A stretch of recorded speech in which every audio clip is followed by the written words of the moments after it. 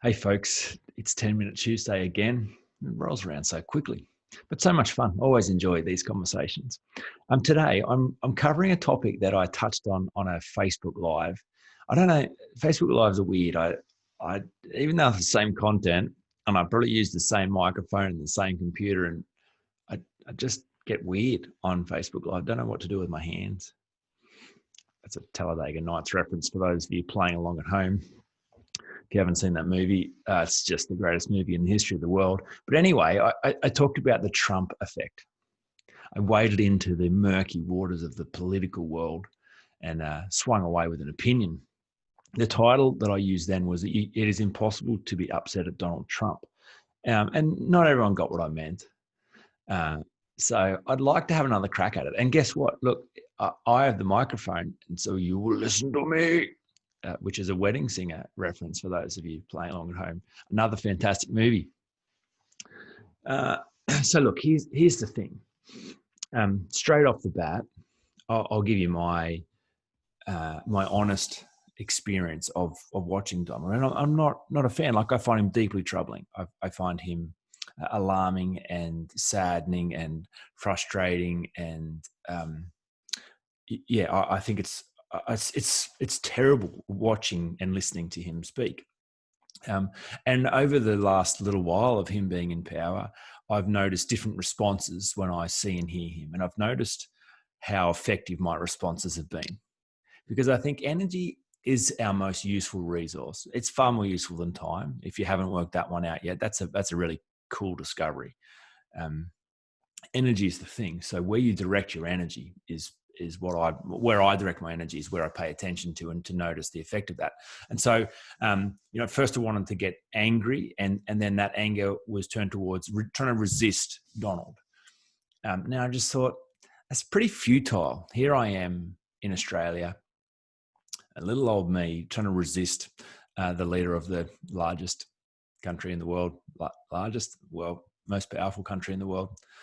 Not very useful use of my energy, not doing anything. Donald doesn't know about me, doesn't care about my resistance. It's not making any impact on what's happening. And I've watched a lot of people try and resist Donald. It doesn't really matter who resists him or how they resist him. He can't impeach him. He survives scandals, all kinds of attacks from different people. Resisting him hasn't made any difference. So then I got sad. Then I get frustrated, then I get annoyed, then I get overwhelmed. And to me, all that energy is wasted energy. It doesn't change the situation. It doesn't improve the situation. It doesn't give me any more of what I want. In fact, it makes life more difficult for me. So I thought about what is a different way I could use my energy towards Donald. And that's when I discovered that the opportunity is to be grateful and to see the gift that he brings. So that was the title, why you can't be critical about him, because I think when you step back and observe him more objectively, I think Donald's gift is that he is as crazy as he sounds. He actually is, and he doesn't really make two bones about that. He doesn't really care about that. He was crazy before he came to power. He's crazy after he comes to power. He'll say something crazy this week, and he'll say something just as crazy next week. There's no real surprise with his craziness. So there's no point really getting upset with him, because it's not like he came and stole power from someone. It's not like he used a military coup to get his position. He's the elected president. So people wanted that guy in that role. So what's the point of getting upset at him? He has no power unless power is given to him. So no point being upset, none at all. And no point being upset that he's on some kind of ulterior motive. His motive's clear. He's looking to draw attention to himself. It's always been his motive. So I think when you look at him like that, there is a massive opportunity to receive the gift of Donald Trump. And here's how I think about the gift.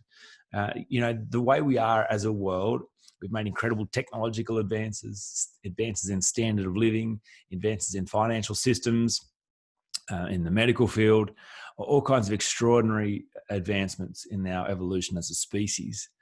To me, the last frontier is the personal development one. That's the piece missing in terms of what comes next for us as a species, what we're capable of. If you look at global warming, if you look at the challenge of resources running out, if you look at the challenge of war, of inequality, of hunger, we've got all the technology to solve those problems already. It's that we don't want to. We're afraid of different things.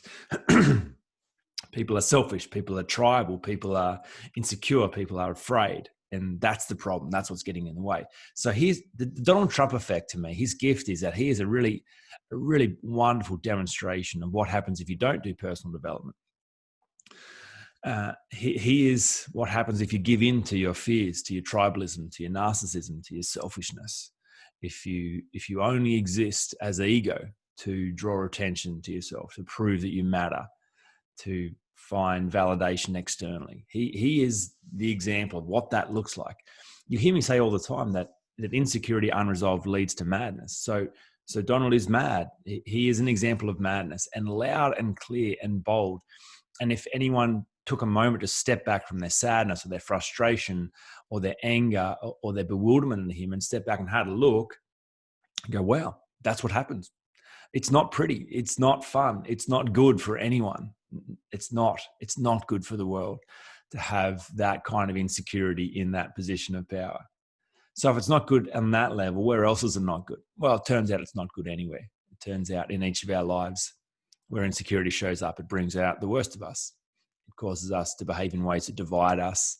It causes us to behave in a way that's unsustainable. Excuse me, real frog in my throat this morning. Behave in ways that are unkind, that create unsustainable futures for our children. It's not the best of us.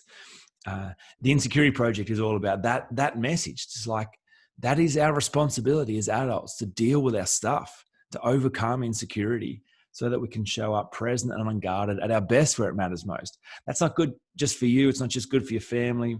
That's good for the world. That is the Donald Trump gift, to say, this is messy if you don't do this. Doesn't matter how hard it is. You might be afraid of doing personal development work, but it's messy and horrible if you don't do it. I got lots of friends that are so into conspiracy theories at the moment, and it's a difficult space. Obviously, in COVID season, lots of fear, lots of scarcity, lots of disappointment, lots of frustration with the world at the moment. I don't know. To me, the only conspiracy is the conspiracy of self-awareness, the things that distract us from examining our own life and want us to project our problems outside. So I think, again, Donald helps people project their problems on someone else, on something else, to blame, to feed fear, to feed insecurity, to distract where the real problem is. The opportunity for each of us is to look inside.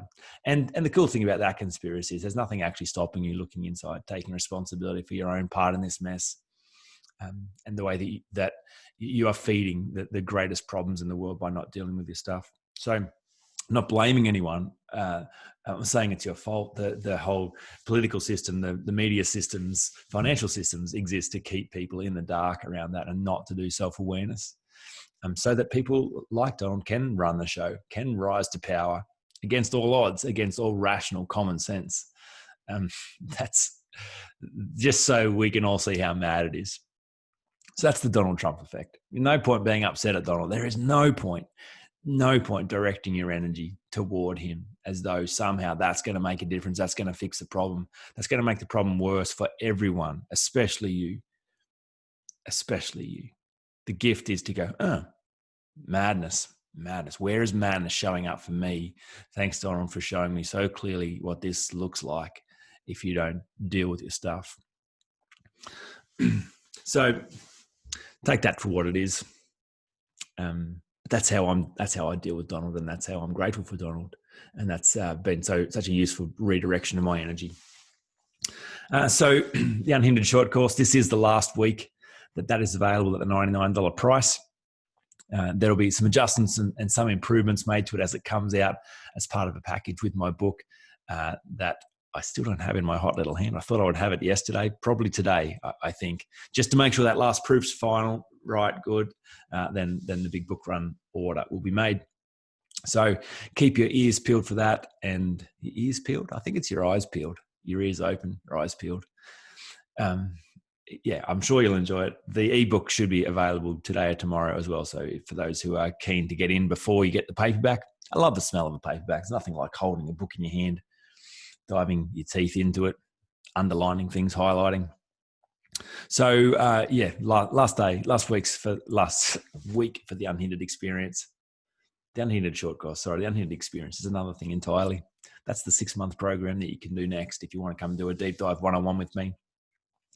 Anyway, I'll leave it there. I hope that you are enjoying the process of fully becoming an adult. It's your most meaningful work. Sure, some of your most difficult work, but definitely work that we're all grateful for you doing. So any time, energy, money spent on you fully becoming an adult that is secure in your own capacity, value, worth, that's good work. Keep doing that kind of work. Anyway, I can help you do that work. Oh boy, that would excite me. We'll leave it there. I'll talk to you again later.